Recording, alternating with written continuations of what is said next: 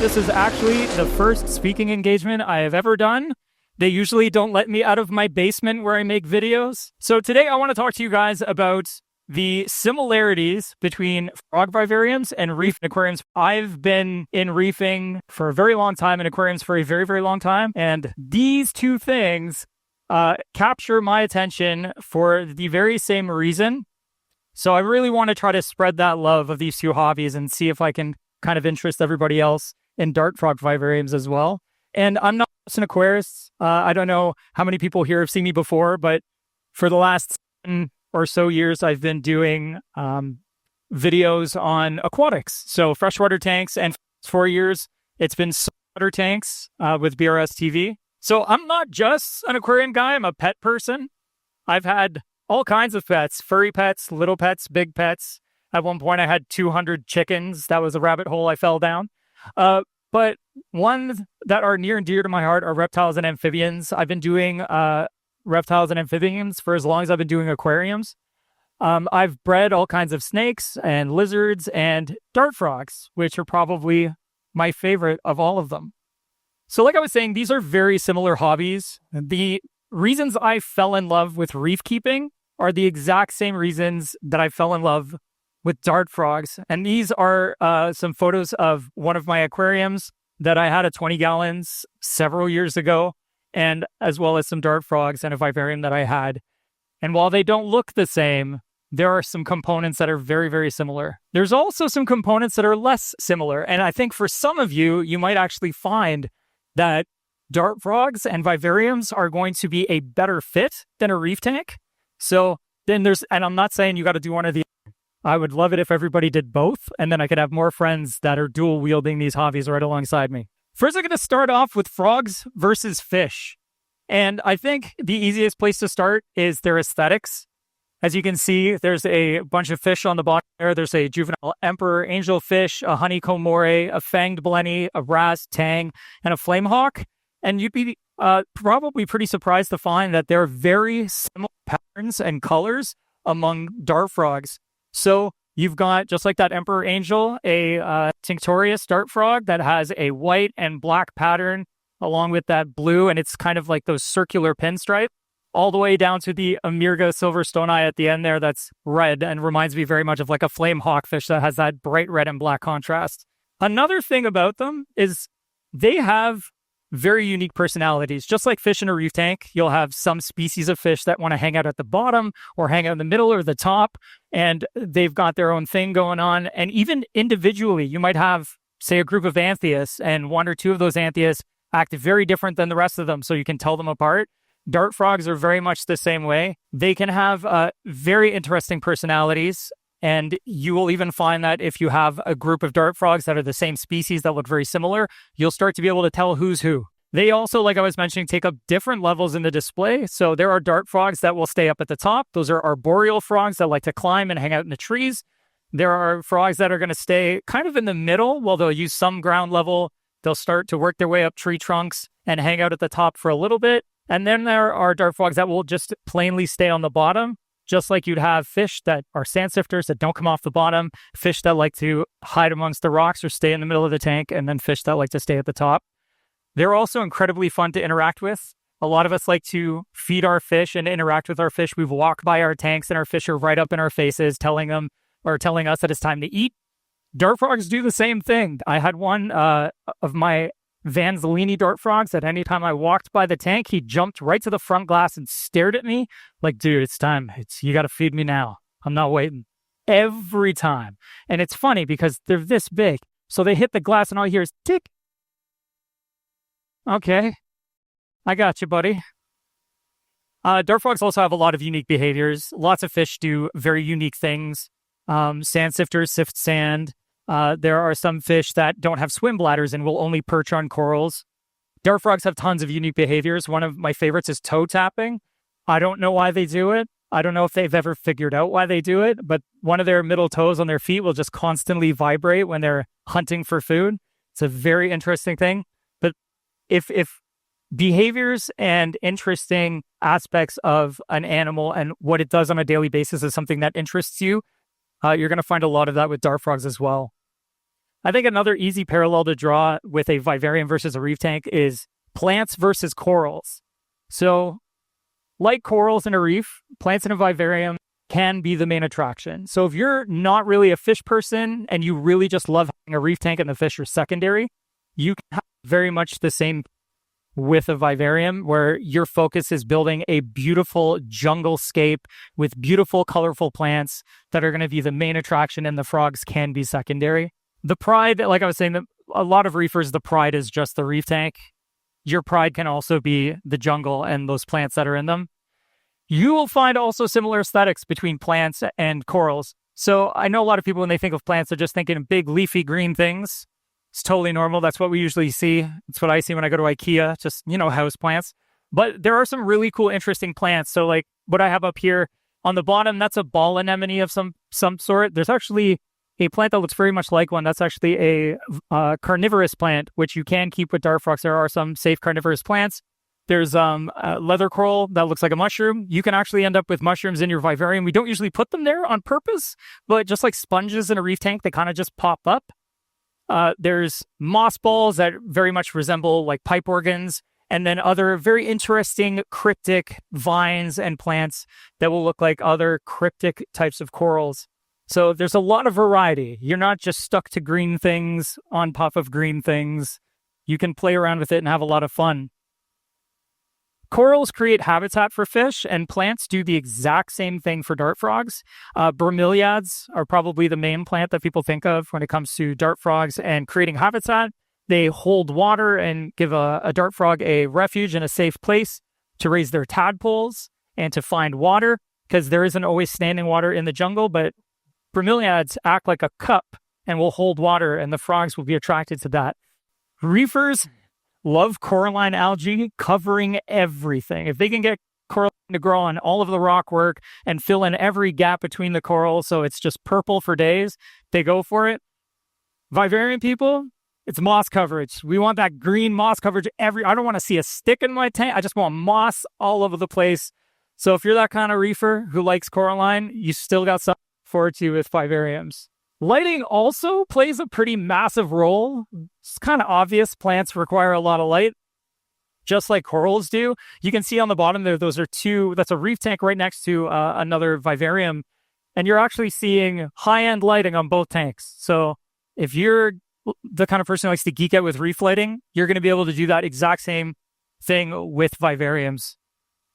And just like corals show their best coloration under sufficiently intense light of the correct spectrum, plants are the same. So really easy way to think about it is Montipora corals will often go brown if they don't have enough light.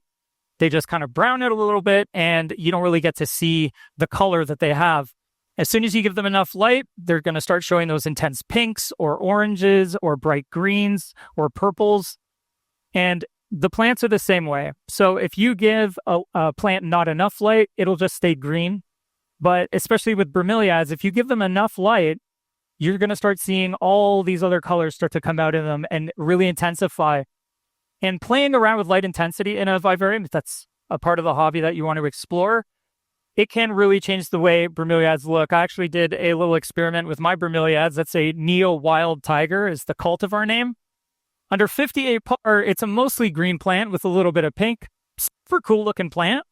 But as soon as I put it under 207 par for a little while, there's a lot more blushing, a lot more red, a lot more of that intense pink coming through, and that kind of drab green turned it to lime green. So there's a lot you can really do in terms of intensifying the colors of plants. And if that's an aspect of reef keeping you enjoy, trying to get the best coloration out of your corals, you're going to have that similar experience to play around with vivariums. There's also the collectability factor. I don't know about you guys, but I have a habit of trying to collect every coral that I think looks cool and fitting that in my tank somehow, even though there's limited space. I won't listen to myself. But if you enjoy collecting corals, even if you like collecting multiple color forms of the same coral, like if you like zoanthids and you want every type of zoanthid, you're going to be able to do the same thing with vivariums. The SPS, for those who like SPS, the SPS coral of the vivarium world would be the bromeliad, especially Neurogelia. The biggest difference being that these are very easy to keep alive, and SPS tend to be the hardest of all of the corals to keep alive. But the reason I like to compare them is because this is a very rigid plant that really appreciates a lot of light. So in that way, it very much reminds me of SBS. And there's lots of different cultivars out there. This is just a handful. It goes well beyond this. So you can get different colors from deep purples to reds to pinks to yellows, even whites. And if you get a whole bunch of different ones, you can actually create a scape all of your own of just bromeliads, just like the SPS reef scape underneath. And another thing that's really similar is plants are going to grow and you're going to have to cut them back. And just like in a reef tank, when you frag your corals and you take those frags and you can trade them to your local store or to a fellow hobbyist or sell them, you can do the exact same thing with all of these plants. Some of the coolest plants that I found weren't at stores, but from other hobbyists, because people end up with really cool collections of things that are hard to find. And this is one of the best ways to do it. So if that part of reef keeping speaks to you, the culture of fragging and trading and sharing, you're going to have that to explore with vivariums as well. There are also some very cool ecosystem parallels. So if the thing that really grabs you about reefing is the complex ecosystem, a vivarium can be a complex ecosystem just like a reef tank.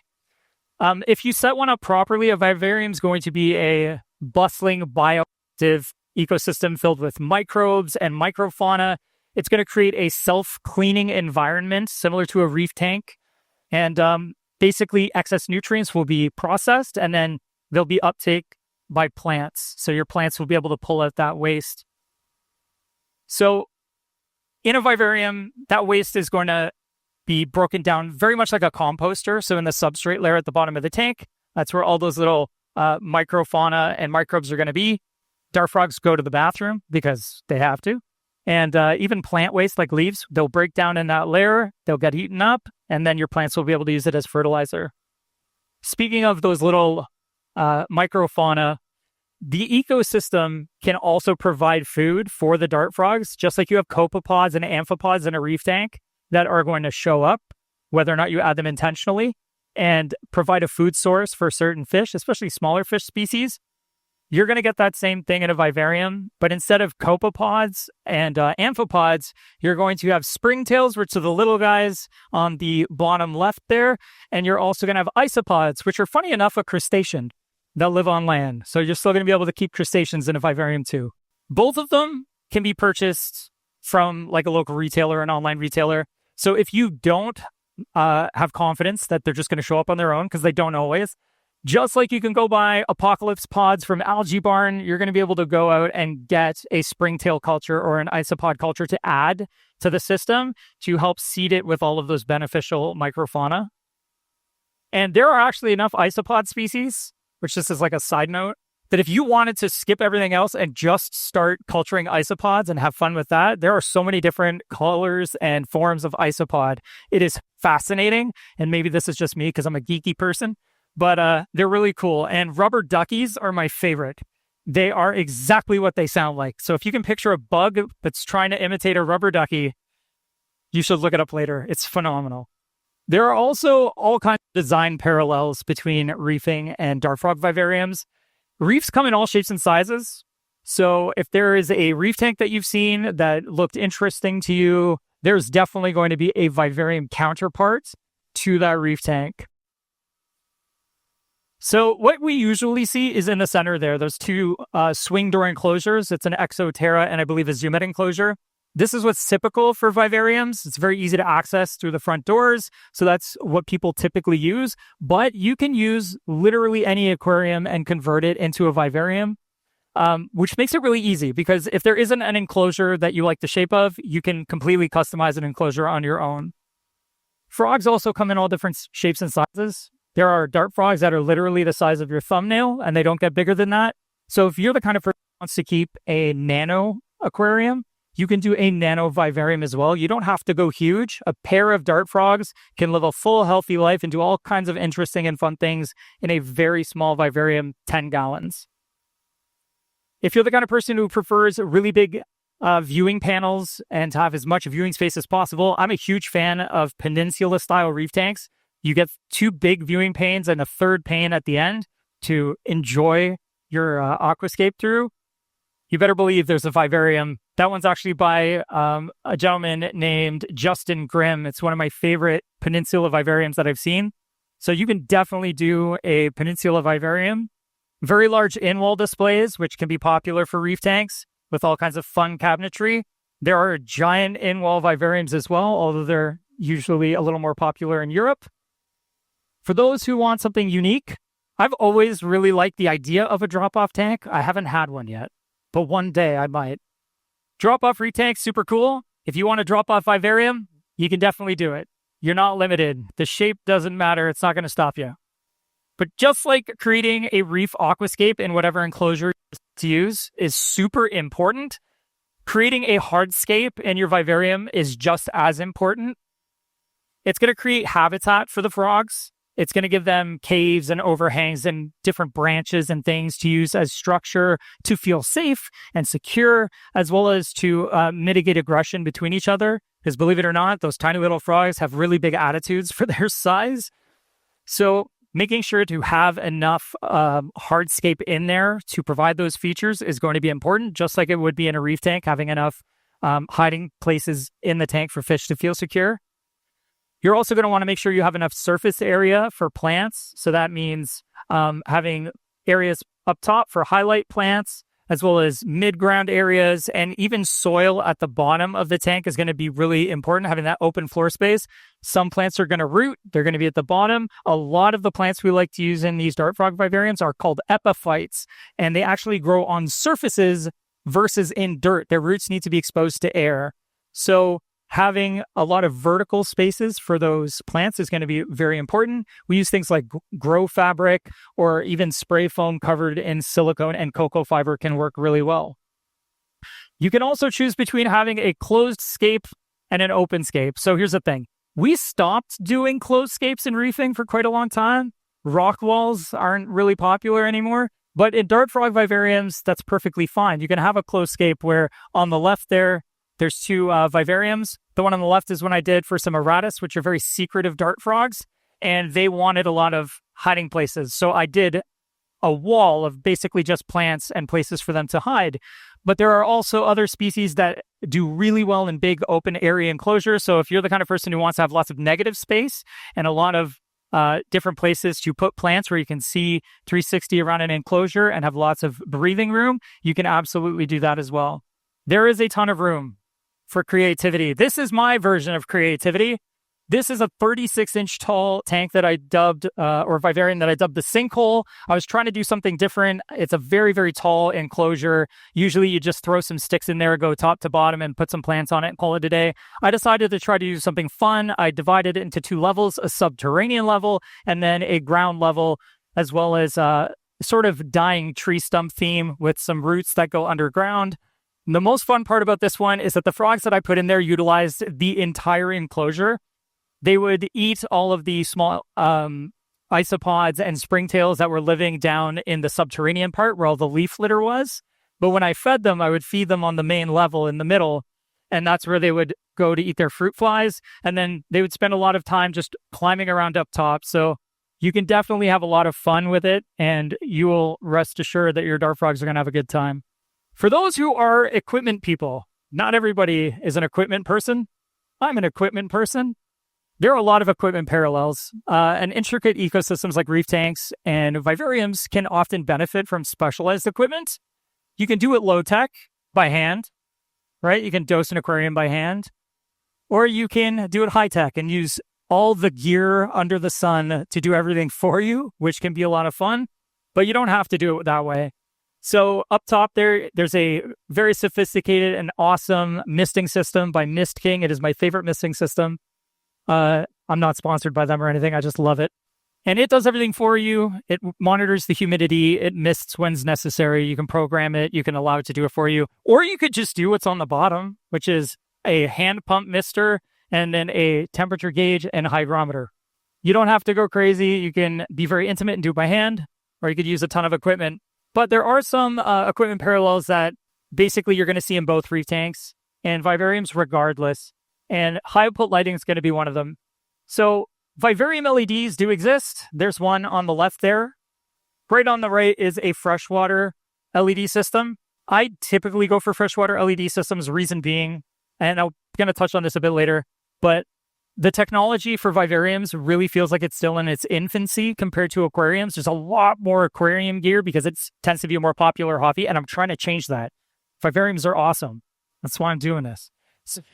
So you can also use older technology like T5 high output. That works really well too. The key thing is that you have enough light in the right spectrum. Which way you go about it doesn't matter. Circulation is also surprisingly important. We have a lot of flow pumps and wave pumps for reef aquariums to keep water moving because stagnant water is not good for corals. Similarly, stagnant air is not good for a vivarium. Also, you can't just have unlimited ventilation because we're trying to keep a relatively humid environment for the frogs and for the plants. So you have to balance delicately the amount of ventilation in the tank. And we do that balance by having air circulation inside of the tank via a fan. So just like we use wave pumps to move water, we're going to use a fan to move that humid air around the enclosure. Utility pumps. We use them all the time in aquariums for moving water from point A to point B.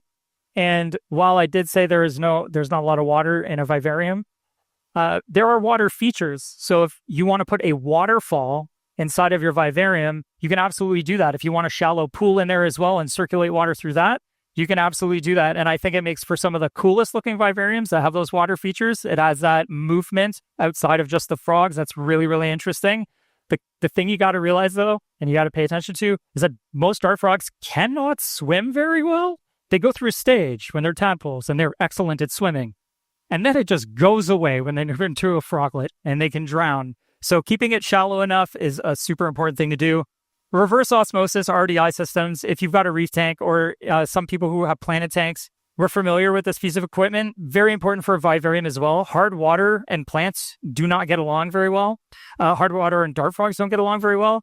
And when you're constantly misting a vivarium and you've got water droplets on the glass, the last thing you want is little calcium stains all over the glass that you have to deal with. So using RDI water is going to be a very important part to making sure that the system flourishes. It's also super easy to do. Controllers. Oh, controllers. Very common in reefing nowadays. I don't know how many people out there use an aquarium controller, but also beneficial for a dart frog vivarium. The same way that a controller for a reef tank gives you a way to automate things and control things and monitor them, you can obviously benefit from that with a vivarium as well, automating things like misting or heating or ventilation fans to bring in fresh air. It's absolutely not necessary, so don't feel like you have to do it. And again, I feel like the technology hasn't quite caught up yet. So if I were to do a controller for a vivarium, I would probably turn to an aquarium controller that allows you to also add things like a hygrometer so you can measure humidity. There are also all kinds of other specialized equipment. There's the Mist King again. Anybody surprised? So just like in a reef tank, you'd have things like protein skimmers or auto top-offs. There are specialized equipment for vivariums. Misting systems is probably the most obvious, but ultrasonic foggers, if you've ever seen like one of those fountains that has smoke coming out of it, it's an ultrasonic fogger that basically shakes water at a frequency that causes the molecules to kind of disperse into the air. And they create really cool effects in vivariums as well. You can kind of have a misty cloud mountain type look. Very common piece of gear, but specialized equipment is also going to be something that you're going to see a lot of. If you're in a DIY projects, this is a perfect hobby for it. Because like I said, dart frogs are still, or vivariums in general, are still very much in their infancy in terms of technology. I feel like aquariums, especially reef keeping, have come a much longer way. So if you enjoy doing DIY, you've got lots of room to do it.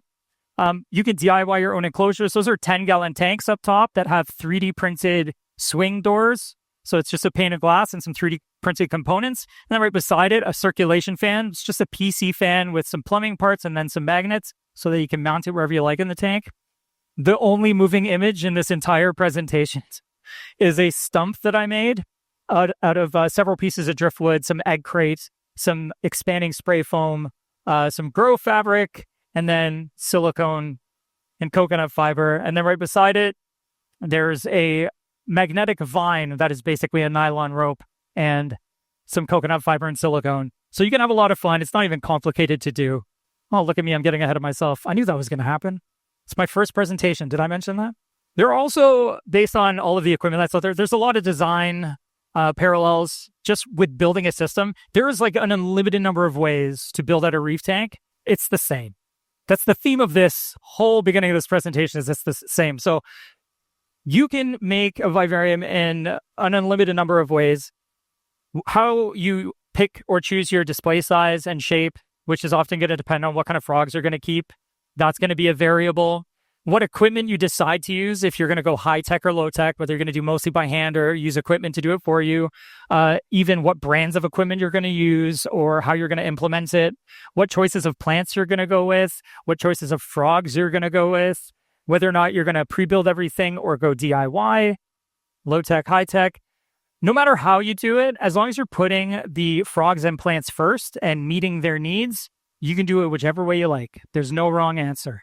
There are also, I know there's a big red X, but there's some positive differences between vivariums and reef tanks that I'd like to go over, because even though they have a lot in common, there are some real differences that might, like I said, make it a better choice for a lot of people.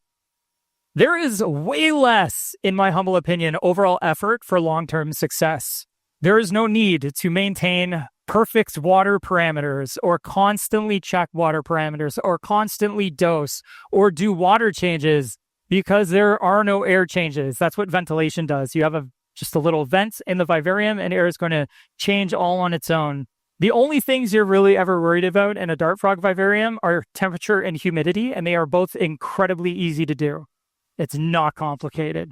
Also, plants grow way faster than corals. So if you don't like waiting for satisfaction, which I don't know how I survived in reef keeping this long, because I'm very impatient, but you're going to see way faster growth with your plants.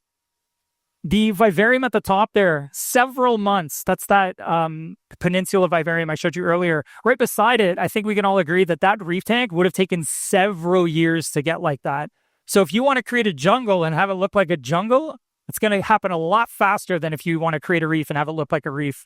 Plants are also, in most cases, far more resilient than corals, in part because they're not underwater and they're not subject to what the water chemistry is.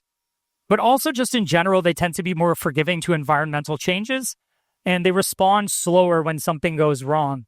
They might show you right away that something's not right, but they won't die from it quickly. It takes a very long time. They also, under ideal conditions, if you notice something's wrong and you fix it, recover a heck of a lot faster. I have a plant in my house. I don't know if you guys have had this experience where I forget to water it and it wilts. And then I notice it from across the room and I'm like, oh, sorry. And then I go water it. It takes, 2 hours for it to decide not to wilt anymore? It's my favorite because I can't kill the thing. It tells me every time there's something wrong, and it's real easy to fix.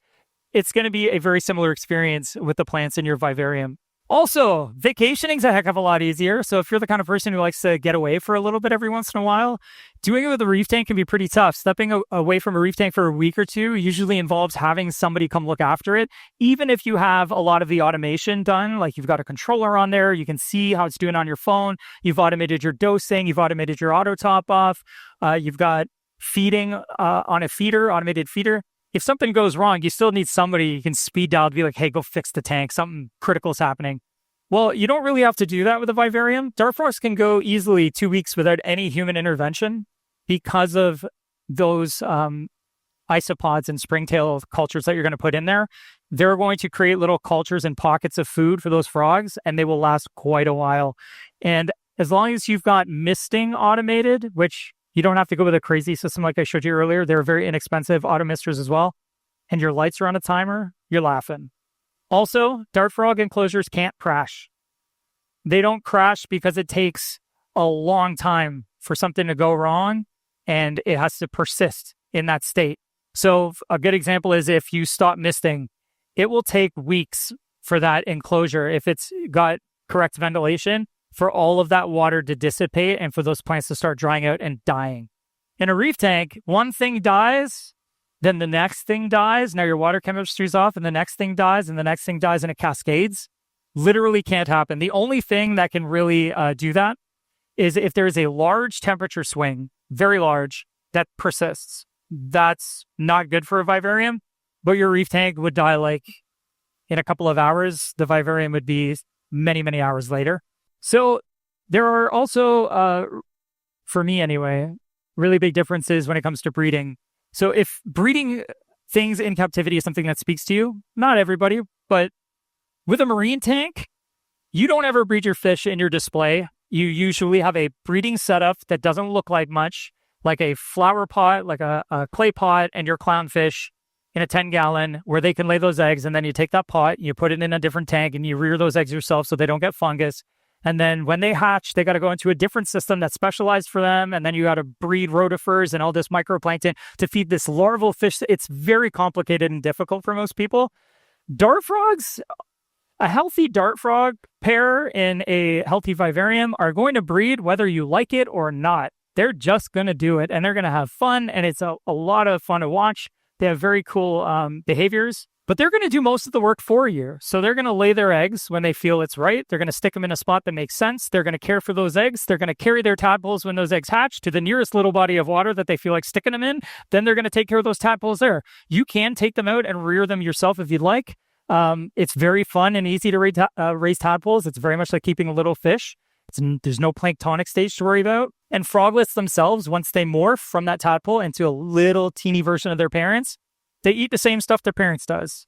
And you can stick them in I like to use IKEA shoe boxes, and I make them temporary vivariums for the frogs, for the little froglets, keep them separate to their parents. Makes it easier to sell them or take them to a pet store or something when they're all done. And then some dart frogs, you can't even raise their babies for them. They're called egg obligates. Oophagus species are known for this. They feed their babies for you. They just feed them in fertilized eggs. So unless you can lay in fertilized eggs for your dart frogs, I can't. They're going to have to do all the work. So it makes it even easier. The babies, when you see them and they're hopping around, when you're ready to take them out, you just go in and grab them. Breeding behaviors in dart frogs are some of my favorite. I know that sounds weird, but they're just really cute. Dart frog males call. All dart frogs have their own call. Even subspecies from different localities can have different calls from one another, but they're really cute. They work really hard to get the attention of a lady. You'll see them sitting at the highest point in a vivarium, vibrating while they're just screaming at the top of their lungs, trying to get that girl's attention. It is adorable. And they also do things like this. Those at the bottom, those two photos are actually, I don't know if you know Devin from Reef Dudes. He was kind enough to let me use these photos. That's one of his erratas checking some eggs that they laid on a leaf. And right beside it, the tadpoles inside of those eggs. They're just a lot of fun to watch, and they're great parents. You'll even see them carrying their tadpoles around. It's a good time. So there are some considerations, because not everybody's going to want to deal with these next things I'm talking about. First consideration is dart frogs eat bugs. I know I've kind of mentioned that already. Isopods and springtails, and I mentioned fruit flies earlier. Fruit flies, specifically flightless. I don't know if they're flightless. They might be terrified. Flightless fruit flies are what you're going to be feeding your dart frogs. You can get flightless fruit fly cultures online. You can get them from your local shop. I would highly recommend just learning how to culture fruit flies on your own. It is the most affordable way to do it. It's also super easy. If you can bake muffins, you can do this. This is so simple. There are also just fruit fly culture kits you can get, so you don't even have to think about it. It's basically just add water inside of a tub, sprinkle some fruit flies in, and you're good to go. You will also have to dust these flies periodically with calcium, D3, and a multivitamin. These are the two that I usually use. They're from RepCal. Dusting's important. When you're eating the same thing all the time, there's a good chance you're going to miss out on some nutritional needs. This is how we make sure that doesn't happen. You can see in that bottom photo, there's some ghostly looking fruit flies. They are covered in those vitamins just to make sure those frogs stay healthy. Again, not every feeding, just every once in a while. Also, not everybody will like this, but dart frogs are a single species display. So while I did show you there are lots of different colors of dart frogs, mixing them is not a good idea. It's considered largely taboo to mix them. So the reason for that is that the hobby really strives to prevent crossbreeding between these dart frogs, even between the same subspecies that are from different localities. This is mostly just for preserving those individual localities. Dart frogs, for the most part, a lot of them are hard to find in the wild, and some of them are in decline and they're very difficult to get a hold of.